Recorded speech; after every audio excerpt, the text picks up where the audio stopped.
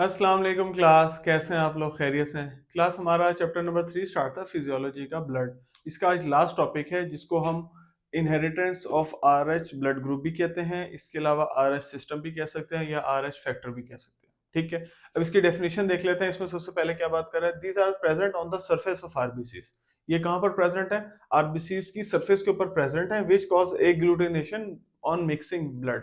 ठीक है, जो एक ग्लूटिनेशन कर देते हैं यानी कि आपस में मिक्सिंग के दौरान जब हम ब्लड की करते हैं और क्या बनाते हैं विद आरएच एंटी-डी सीरम, और उसके साथ हम अटैच क्या कर देते हैं, कोई ना कोई सीरम उसके साथ मिक्स कर देते हैं, एंटी-डी सीरम। अच्छा, इसके बाद इसमें क्या कह रहा है, the Rh blood group is presence due to gene.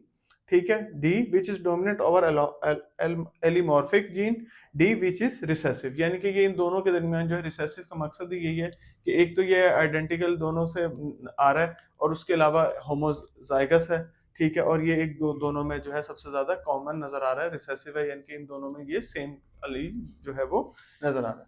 अच्छा, अब इसमें ना हमारे पास कुछ और फैक्टर्स दिए हुए थे कि इन आर एच के ब्लड ग्रुप में ना हमारे पास उसने द फॉलोइंग जीन आर अपने the geno following genotype and phenotype are possible. ठीक है, इसमें फर्स्ट करेक्टर है सबसे पहले वो है डी, सेकंड में भी डी है तो जीनोटाइप भी डी डी होगा और उसका जो ब्लड ग्रुप होगा वो पॉजिटिव में आ जाएगा, आर एच पॉजिटिव में आ जाएगा।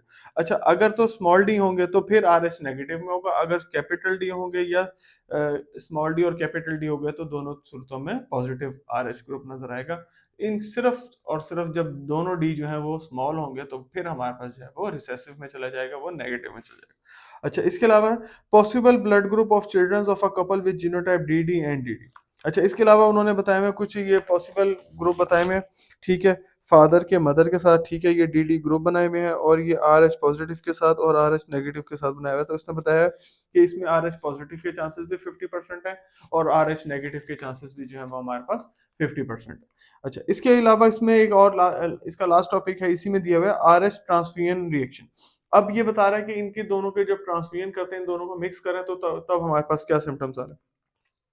When Rh positive blood group is transfused into Rh negative, anti-RD does not develop during the first exposure। ठीक है, जब उसका Rh का पॉजिटिव नेगेटिव के साथ मिलेगा तो एंटी डी में जो है हमारे पास किसी किस्म का भी चेंजेस नहीं नजर आएगा जब हमारा फर्स्ट एक्सपोजर होगा, हम उसके साथ फर्स्ट।